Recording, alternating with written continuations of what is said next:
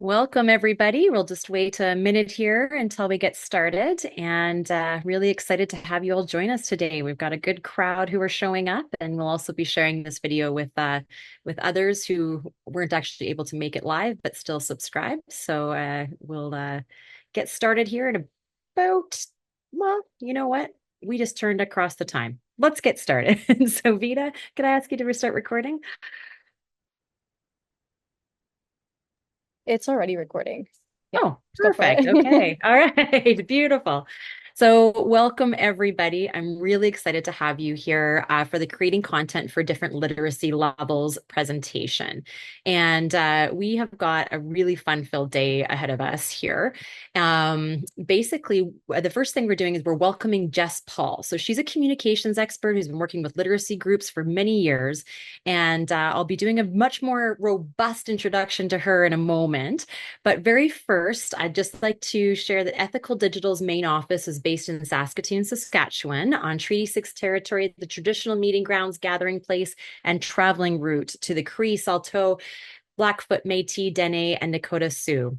We acknowledge that we all of the many First Nations, Métis, and Inuit who have lived on and cared for these lands for centuries and whose presence continues to enrich our community. And this is always important to do those land acknowledgements because it is an important shift going on in our world, and it's really important to acknowledge everybody who's participating in our society. And before we begin, let's review the guidelines for the webinar as well. Please leave your microphones muted and feel free to leave your camera off. You're welcome to turn it on too. We're happy either way. But we also know that to take care of your mental health, it's sometimes good to have your camera off and kick off, right? It's noon for a lot of people, and this might be time to eat, have some lunch, and just enjoy. But you're also welcome to share your camera. There will be time for questions at the end of the session, but please feel free to write your questions at any given time in the chat box during the presentation, and we'll try to answer as we go as well. Also, if you like it, if you need it, please feel free to turn on transcriptions or anything that you need to make this experience more comfortable. And also here at Ethical Digital, we prioritize a safe and inclusive environment for these webinars. And so we understand that in the ever-evolving digital landscape, it means that cybersecurity risks are always a possibility. So as part of our commitment to safeguarding your experience here with us today, in the unlikely event of a Zoom incident, we'll end the call immediately and promptly follow up with you all through email. But rest assured, your safety, comfort, and engagement are at the core of our webinar experience. So let's get to it. So as more people are starting to join us, I'd like to begin by sharing a little bit about myself and Ethical Digital and our mission. And then I'm going to introduce Jess a little bit further. So, my name's Katrina. I'm the CEO and founder of Ethical Digital, and we have the teeny tiny goal of changing the trajectory of the internet. So, this includes a lot of different activities. First of all, we really pride ourselves in doing inclusive digital marketing, including social media, websites, email strategies, that sort of thing for different organizations. We are currently accepting clients right now. And if you're a person in communications, we are always looking for partners. So that is one of the areas that we work in. We also do a lot of research. So we've done research on how to get more women into venture capital, how to get more Indigenous women involved in technology, as well as how social media affects well-being. And so we've done several webinars on those topics too, but definitely an area of interest for us. We also do corporate training. So if you're looking for any help for one of your sessions or a tight team training, any of that kind of thing, we would love to be able to help you out. So the other thing that we have here, several of you probably joined us because you were invited through our membership group, but we do have a membership group that is free. That's my favorite part about it, but it's very specific for communications professionals who really just want to elevate the work that they're doing. And so we've got all sorts of regulations in there. We've got examples of marketing to certain groups. We've got technology tools that can help you achieve some of these goals. And so please feel free to join that community and also participate. We have a LinkedIn group where we're discussing several of the big topics that are happening in the internet and communications right now. So before, again, I don't worry, Jess, I will get to introducing our major expert here. But I would like to just begin and sort of explain a little bit about, what is literacy? What are we looking at when we're talking about this? And what are some statistics? Just so everybody has sort of a sense of why this is an important topic.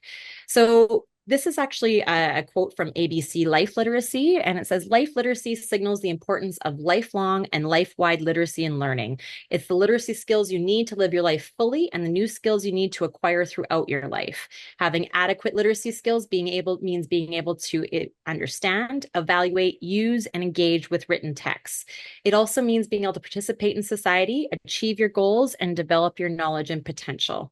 And so it's really about having a wholesome life, but a lot of that really ties back to certain skills. And there's a lot of different reasons why people sometimes have challenges with literacy. They may not have a good experience in school.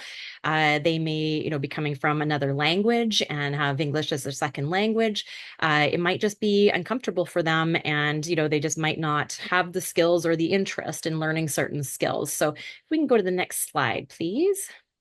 There's a lot of different kinds of literacy. We're going to be focusing mostly on, different, kind of the conversation of text and how we're actually writing things for people and their reading and writing. But it is important to kind of push these out too, so you're aware of the different ways that people are approaching this. So the idea is civic literacy. Do you understand how to vote, participate in society, communicate with leaders and different organizations that are structured our society?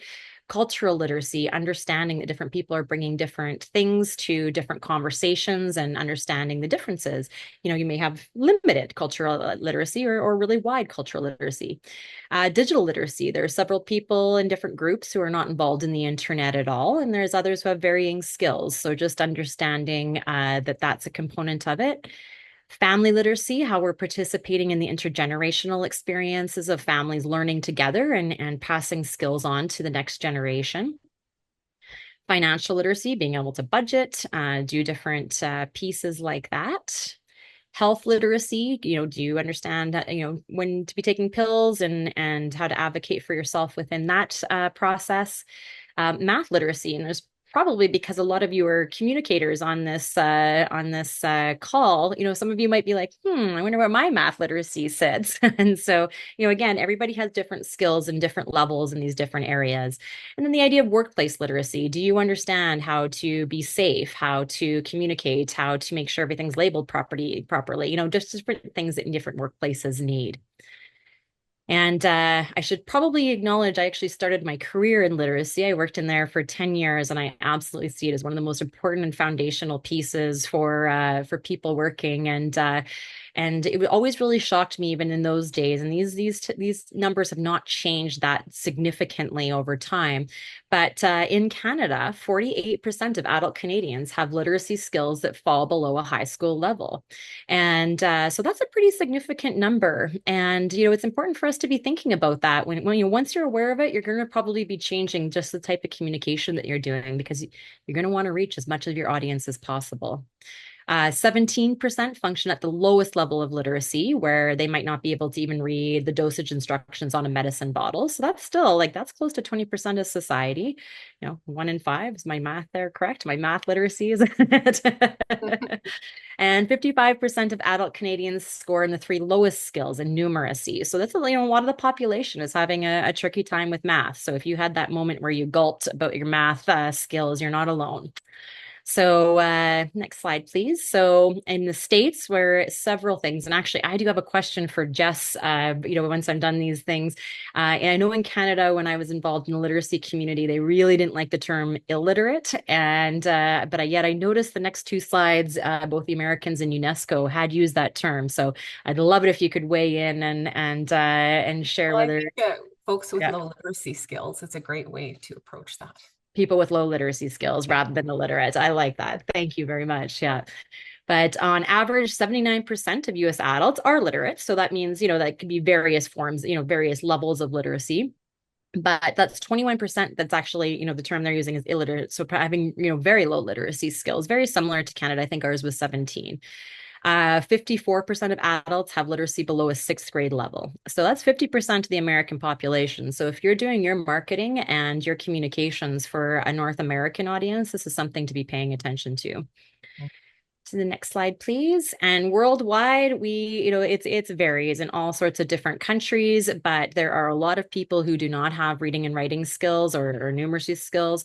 And again, some of the gender imbalance we see around the world is that most of the people who are often denied these skills are women. But this is something too, again, if you're looking at a worldwide campaign or in different countries or different continents, you may really want to be looking at your different opportunity, just what are the literacy levels there? What are the ways that you can be communicating with people to reach the most people possible? And why does this matter for us in marketing and communications? The big thing is your website, is your social media, is the content that you're putting out accessible to all the potential people who should be looking at your website? Is it, if someone's skills aren't there, but they're, you just really want to be reaching as wide a group as possible. Oftentimes when you're putting all this effort and work into creating this content, are you reaching all the people that you can be?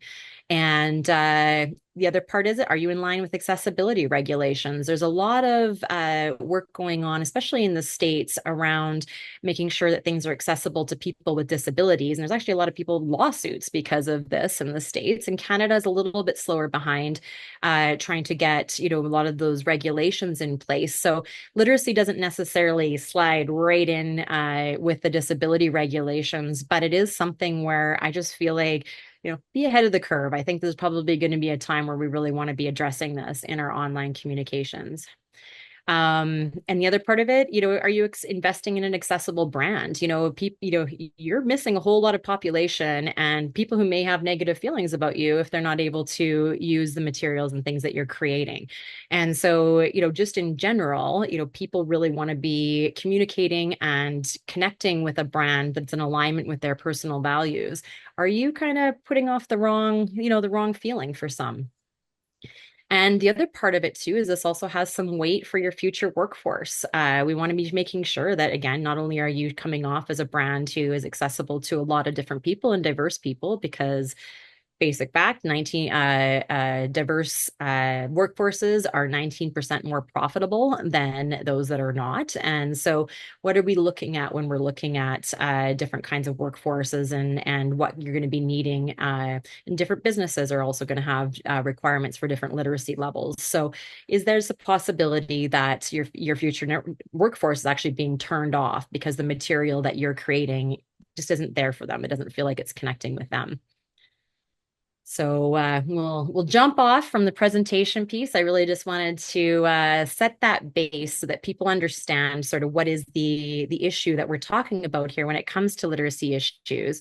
And I'm going to take this moment to introduce Jess. And Jess actually also has a video for us also to explain a little bit around the literacy pieces. But Jess is a communications professional with nearly 30 years in the industry. Her time includes stints in journalism, political communications and issues, and management in Saskatchewan legislature, as well as an account manager with marketing agency and a CEO of a boutique communications consultancy for 10 years. She works with dozens of nonprofit organizations, membership associations, businesses, and quasi-government agencies throughout her career, including working as a consultant with Foundations Learning and Skills Saskatchewan, a nonprofit literacy organization since 2017. She currently works as a freelance writer and is the owner of and head coach at Tenacity Athletics, where she trains athletes to run obstacles and other endurance races. Thank you so much for joining us, Jess. Well, I'm really excited to have you here to be sharing your expertise. So welcome. Thank you. It's great to be here. I'm kind of here wearing two hats today, I suppose. You mentioned Foundations Learning and Skills Saskatchewan. I should note Katrina was telling me before today's presentation that she started her career there. That's the organization she worked for. So I've worked as a communicator for a number of years. Plain, clear language has been the thread that goes through all of my jobs. So I'm really excited to talk about that today, but also to expose you a bit to a nonprofit literacy organization that's done some serious work in our community and that's really making a difference for folks in our community. So thanks for that introduction, Katrina.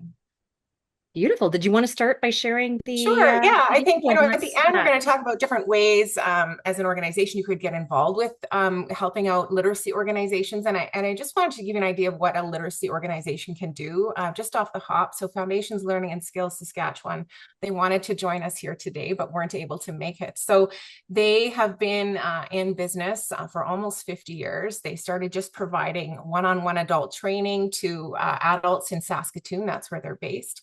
In the last 45 years, they've expanded their reach. So now they offer free child, adult, family, and financial literacy throughout Saskatchewan. So I wanted to share a video about who they are and what they do, just so you have that in the back of your head as we go through today's presentation. And so I'm just going to share my screen with you. Just give me a moment here. We tested this before. There we go. And while she's pulling up this video, also feel free to put any questions or anything that you have in the chat box as we move forward. Okay. Are we ready? Just a little bit about them. Let me know if you're able to hear. Here we go. In Saskatchewan, adults want opportunities to build their skills. What happens when a trained volunteer and an adult learner work together to develop the skills needed to help get their diploma, a job, or a promotion, save for their children's education, or read their bank statement? Saskatchewan parents want ways to learn and grow with their children. What happens when young families read, laugh, and sing together so children can grow their early learning skills and confidence? When a parent has a safe space to ask about community and parent supports and other ways to enrich their own learning skills? Young students in Saskatchewan want to thrive in the classroom. What spark is lit when a student and a trained volunteer work one-on-one to identify struggles, improve reading strategies, skills, and confidence? On a per capita basis, Saskatchewan people volunteer more than anywhere else in Canada. What happens when you combine an experienced team, trained volunteers, and nearly 200 community organizations to increase access to local learning opportunities? Foundations Learning and Skills Saskatchewan adult, family, child, and financial literacy programs are delivered in more than 30 Saskatchewan communities, and they're free. We envision a province where everyone enjoys the opportunity to contribute and thrive. When individuals succeed, families succeed. And when families succeed, our communities are richer for it. Learn together, grow together. Oh, that's exciting. Thank you so much, Jess. And I'll just also add, I know we have people on this call from across Canada. Almost every province does have their own literacy groups, and so there's certainly ways to get involved. But let's get to the meat of this, where a lot of the people on this call are just, very curious to hear about your experiences, Jess, as somebody who's been really working strongly in this area. First of all, what do you see as some of the barriers for people with low literacy skills when it comes to probably especially their digital marketing, but maybe, more broadly, all marketing? Well, I think barriers in life are, the biggest barrier I think that we see, at least here in this province, is life in general, right? Life these days is stressful. There's the cost of living, things, stress that families are going through, cost of groceries, all of those things. So life in general is a big barrier to learning, and just a big barrier to access time, the luxury of having time. So I think that's a really big one. Other barriers that we've seen in terms of access to those things, people's attitude, they can have low confidence, for example. Their skills may prevent them from accessing information. So maybe they have low aptitude in technology or are unable to access information in different ways. Poverty is a huge barrier, as I mentioned before, your situation in life. And also there's a whole basket of those things that can make up those barriers. And just we have to remember, like you said, that literacy is a continuum of skills, right? And that some people may score really high in, let's say, a document literacy, or they might have a really high mathematical aptitude, but they don't have a good understanding of how to process a document. So how to fill out a job application, or how to withdraw information from a bus schedule on their phone, those types of things. So, and the digital divide. Most people, yes, these days are accessing their information on phones and mobiles, but it's still, there are all kinds of things that really hamper their ability to do that. Yep. Fair enough. So I know one of the solutions, kind of across the board, is the idea of using plain language. And could you Yes. tell us a little bit about what is plain language and how can people be implementing it? Yeah, sure. And I think it's really important, when people hear the term plain language, sometimes we like think, oh, we're dumbing down language, where it's not what it could be. And I think that's besides the point. It's really important to remember that plain language or clear language, you might hear people use that term a little bit more, is simple and direct, but not simplistic or patronizing. And that comes to us from, there's a US government agency actually called the Plain Language Action and Information Network. Their acronym is PLAIN. Ah, and they have an love entire that name. website dedicated to plain language, but that's an important reminder. So there's a few ways we can look at plain language. Both the Government of Canada and the US government have online resources dedicated to both of these things. So communication is plain language if its wording, structure, and design are really clear so your intended readers can easily find what they need, they can understand what they find, and they can then use that information. So that could be one way of looking at it. So it's communication that's clear, so it's easy to understand for that target audience, regardless of the medium that you deliver it through. So whether that's through your social media content, your press releases, your annual report, website content, clear language is so key. And I think that it's not just something that's going to help us reach people who have low literacy skills. You're actually going to reach a lot more people in general by using clear and plain language. So, it's writing that is clear, it's concise, it's really well organized. It kind of follows logic, and it keeps the audience in mind as well in terms of like word choices. A really nice short definition I came across was communication your audience can understand the first time they read it or hear it. So, because people can get very frustrated if, some people may say they're frustrated with the healthcare system, let's say, but they're frustrated because they can't understand the message that's being directed at them, either because it's too complex, the words are too large, or some of those types of things. And so they get frustrated, or you get information from a company about an important update or a recall. If you can't understand what's in that communication, you may give up and get frustrated. So I think a really good barometer of successful use of clear language is that someone with low literacy skills has access to the same information as someone with greater literacy skills, and they're both getting the same message. I think that's really key about clear language. I love that. And for me, I look at it almost like as an elevated form of communications. Like, a lot of us can write, we joined this industry because we're used, we had Yeah. the skills.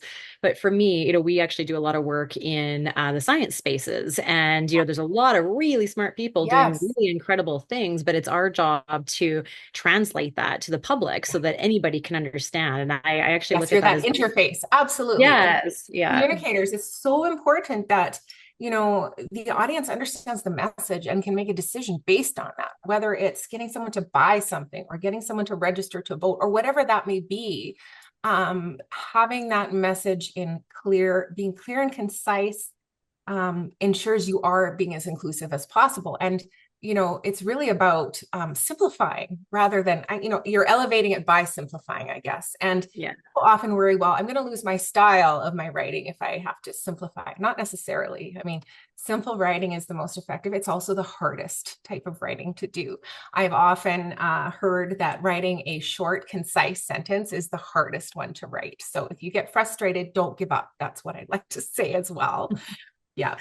Yeah, beautiful. I love the way you phrase that. So, fortunately, we live in the age that we live in. I know that there are some online tools that people can use to actually check their literacy levels. Would you be willing to kind of share the ones that are your favorites and Yeah, maybe? sure. Yeah. So with Foundations Learning and Skills, we've done all kinds of writing for them, from, as I said before, annual reports, website content, social media, speeches, all of those things. And one of the tools that we actually use is an online tool.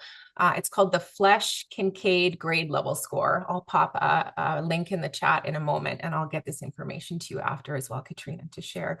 But this is an online tool that analyzes your text based on your average sentence and word length. And so it is aligned with US grade levels. This is the one we use at Foundations all the time. There isn't one for Canadian grade levels, but it's a good substitute if you're in Canada. So a score, a numerical score that you get back, for example, it might be 8.4. Well, that indicates that the text will be understood by an average student in the 8th grade.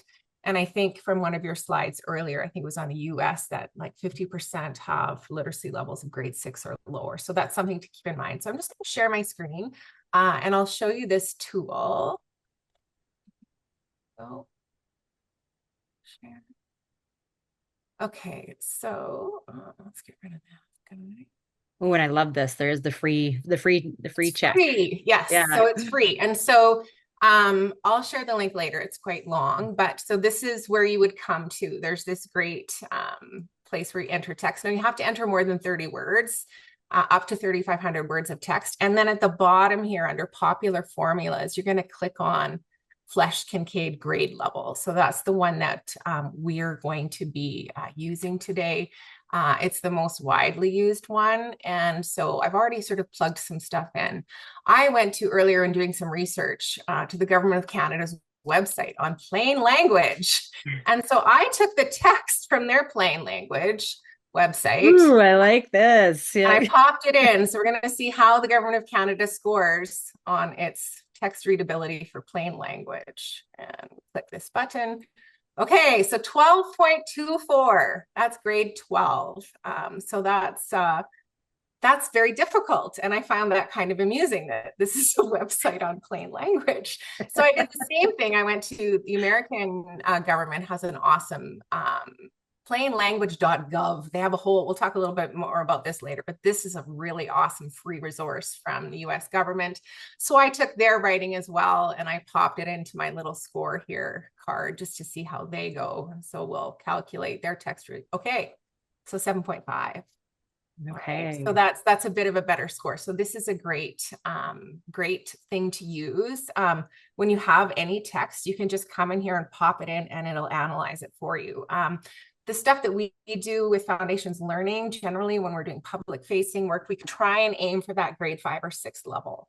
And we'll talk a little bit more about how to make your language clearer after this. But sometimes you need adjectives and you need just describing words and all those things. So we do 7 or 8 is also a level that can be acceptable as well in the work that we do, but we generally aim for that grade 5 and 6, just based on that statistic that you were discussing earlier. So I'm just going to stop my share. Love that. And if anybody else who's listening has other tools, please pop them in the. Well, there's lots of probably other tools. This is a great one for grade score. I would even say your spell check and your grammar tool. A lot of people fail to use those sometimes, and those are great, simple things to start with.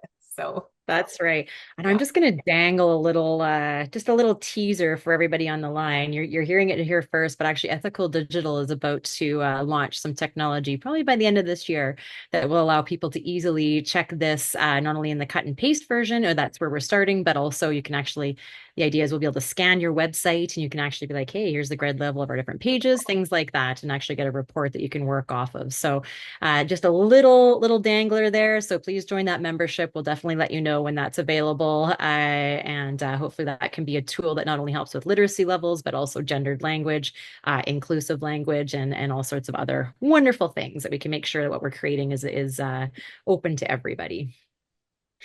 Beautiful. Sorry, I just had to sneak in that little plug. Yeah.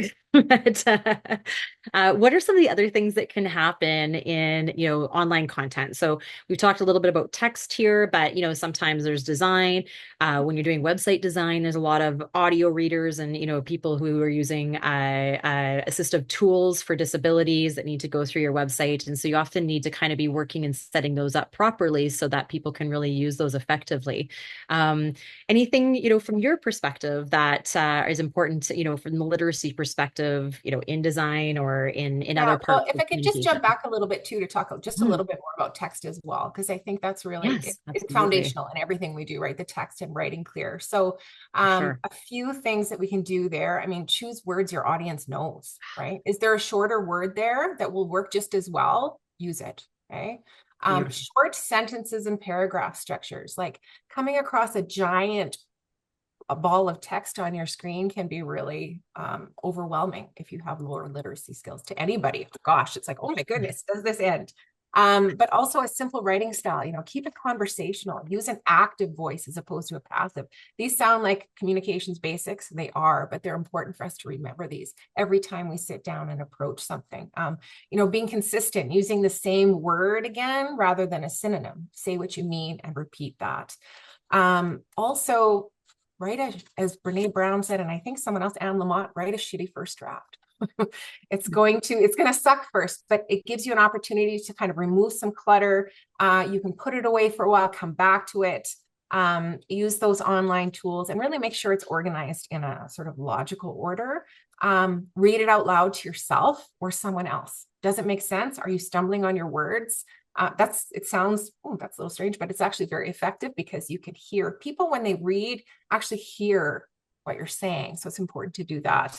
And as I said before, when you put something away and come back to it with clear eyes, sometimes you can see things you might not have before. So those are just a few things on text. But I do also think that in design, it's really important. I don't have a lot of experience in terms of audio readers and those things, so I can't really comment on that. But in terms of accessibility online, I mean, you touched on some of the things in the beginning in terms of, good use of space and those types of things. But so simple things, fonts matter. Serif versus sans serif versus a serif. So having that for ease of reading. So for those not in the design profession, the serif has the little ends on all the fonts, and sans serif is much cleaner text to read, especially online. Using larger fonts, adding more space between lines of text. Those are really key. Having that font differentiation, try not to use all caps. And then in terms of using photos and illustrations, it's important to remember people read from left to right. And so if we are putting a photo on the left of something, you're going to read a line of text, jump back to a photo, and that cuts your ability to go down the page. So having photos or illustrations on the right can also help with ease of reading.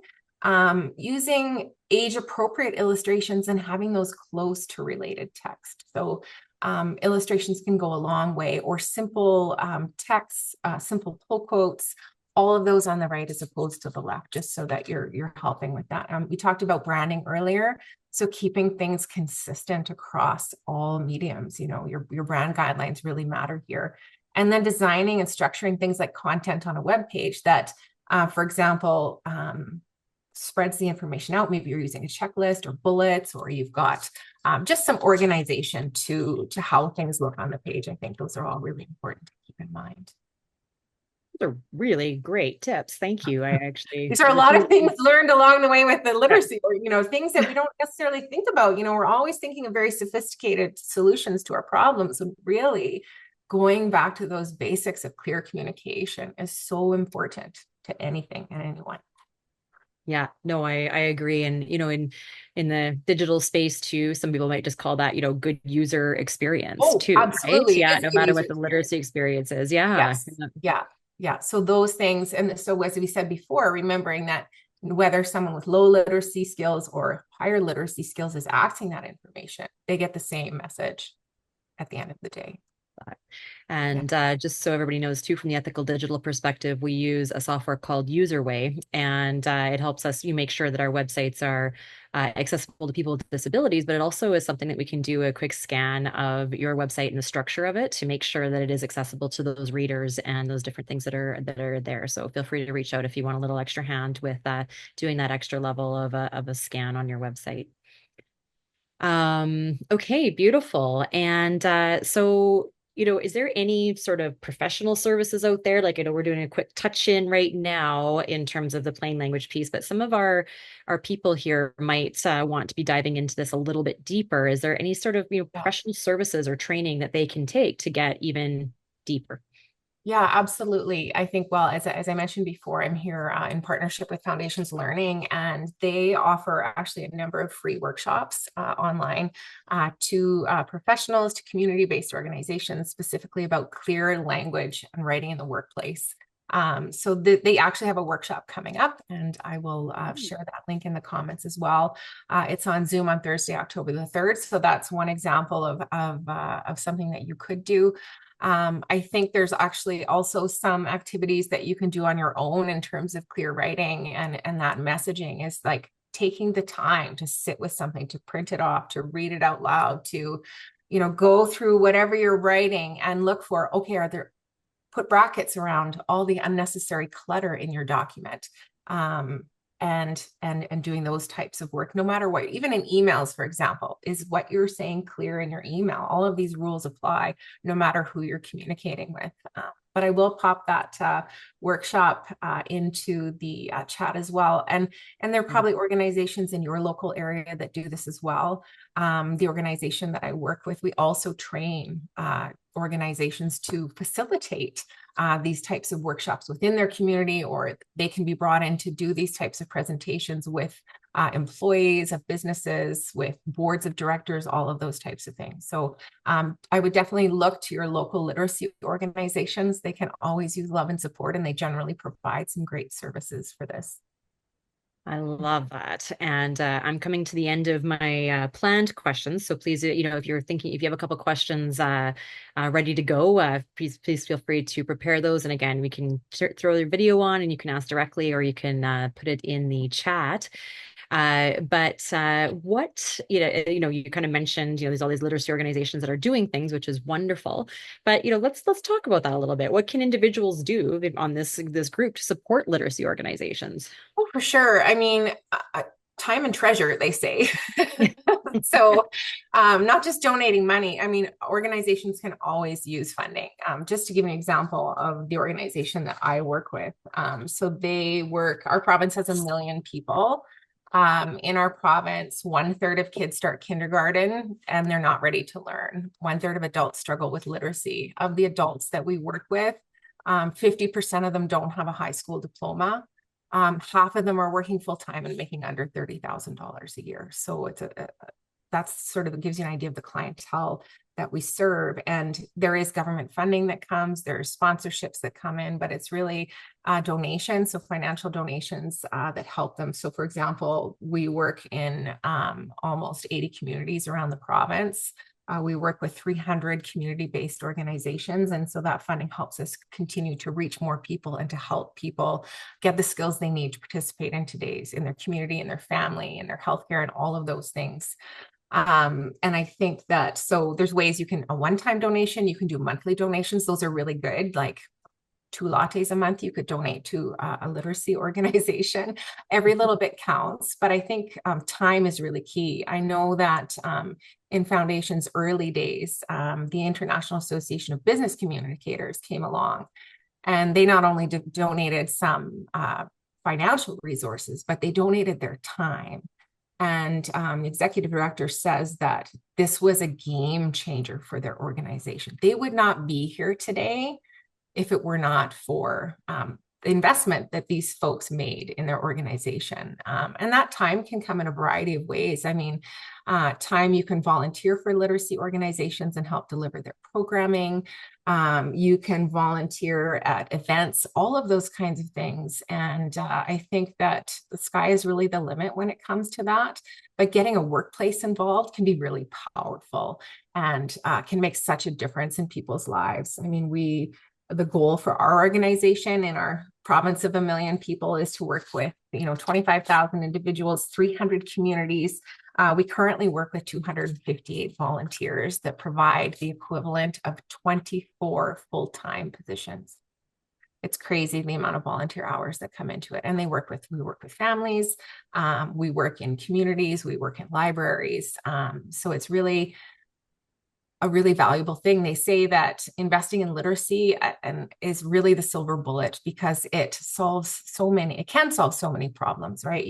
You help people access things they didn't have access before, better jobs, better opportunities, promotions, opportunities in their community. It just opens up the whole world to folks. And so the more people that we can reach and help them improve their learning and literacy skills, I think the better off we'll all be in the long run.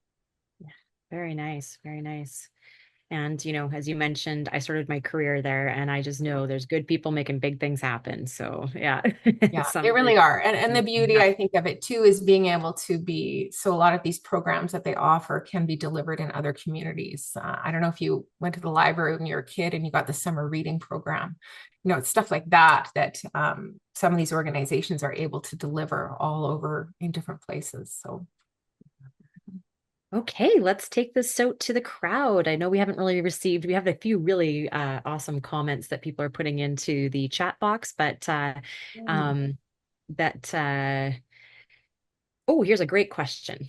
I can see that all of these tips are relevant to our newcomer clients, but are there any additional tips or tools specifically for communicating with English language learners?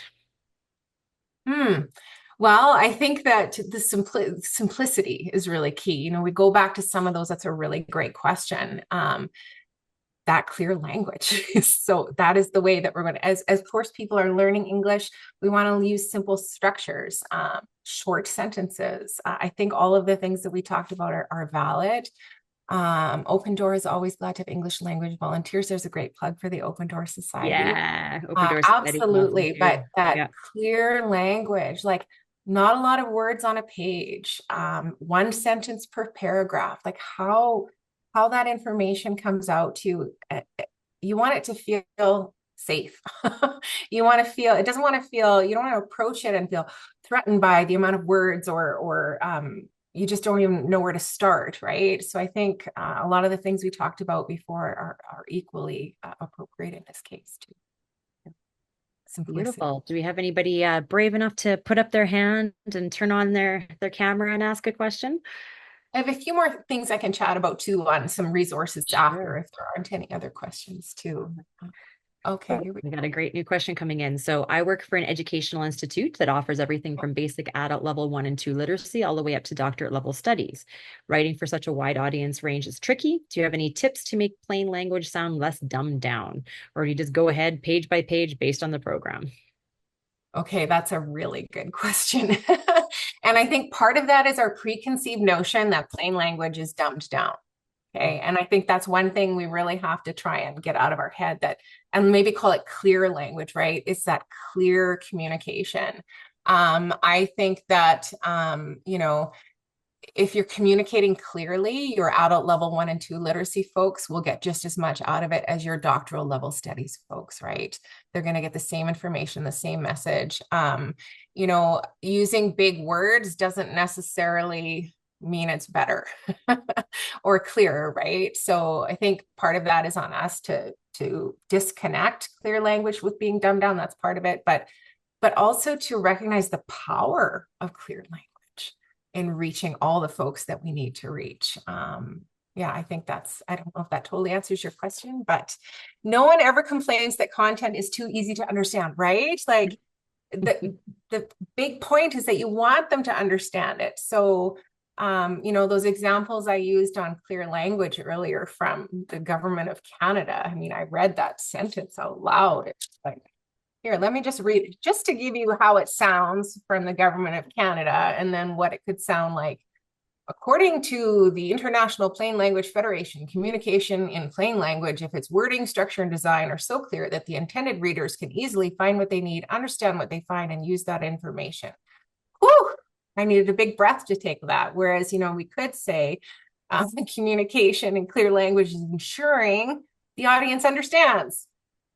Done. Much clearer, right? Like you sort of get the same idea through that. So don't underestimate the simplicity or the power of simple language. There's a few books. Oh, we do get complaints that people think our university level programs are less competitive because they associate our brand with the adult basic education program. It might be a branding issue, not a language. Okay, fair enough. Yeah. And I can see how that can happen, right? I think there's a couple of great books that I would recommend for those of you that want to do a really deep dive on this. One of my favorite books of all time is called On Writing Well by William Zinsser. And I go back to it again and again and again. He is just a master at this. Do I Make Myself Clear by Harold Evans. Eat Shoots and Leaves, you may have heard of, by Lynn Truss. It's on grammar and punctuation, but those are some great Bibles on clear language. And if you find you're looking at this piece, well, who's going to, what audience? Plug it into your text reader, for example, that gives you your grade level. Look at it, take out all the stuff. It's like you're approaching a carving. Okay, you've got a big block of wood that you're starting with, and you're going to take some big chunks out of it to start. You might move some things around, but then as you work on your carving or your piece of writing, no matter how small, if it's a paragraph, a sentence, it doesn't matter. You're slowly using finer tools to cut away at some of that. And yes, I'll email you the list of book recommendations, but you're using those finer tools to really get to that succinct, clear sentence, to cut away all the clutter or the garbage that might prevent people from actually understanding what you're saying. I remember my dad, when I was a kid, he taught me to say eschew obfuscation, which means make it simple. It was the funny because it was just, stupid, right? There's that old funny phrase ever. Yeah. But err on the side of simplicity and the side of clarity. As I said, if there's a smaller word that works for the bigger word, use it. And, one thing too, a lot of different people are using ChatGPT and different, content creation tools for the base of what they're doing. Now that I'm thinking about this, I haven't tried that in the prompts, but that might be quite interesting too for your base, is really being like, write, this type of content in plain language as part of your prompt too, and see what comes up. Again, always checking the secondary tools, but that might be a really interesting way to see.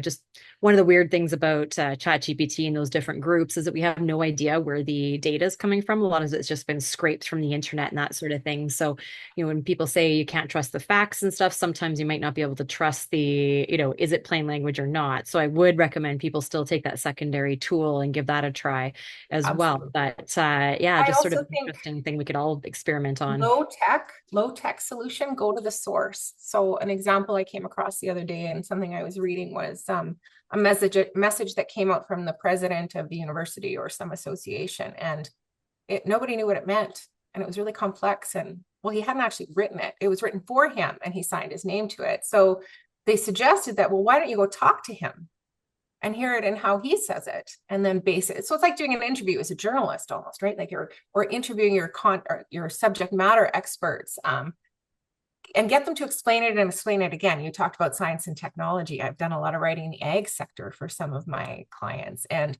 you need to be able to make sure that, okay, I understand what you're saying. So let's go talk to the person who can, and keep asking those questions until you drill down to, I recently did a project in the last few years for the local nurses union here. We did web content. I went and talked to the person responsible for each area of content. We had conversations, and that really helped facilitate the type of language we wanted to use that was welcoming, that was inclusive. Use the word you, right? Like include them that way in your language as well, so that they feel just from reading it that they're a part of it.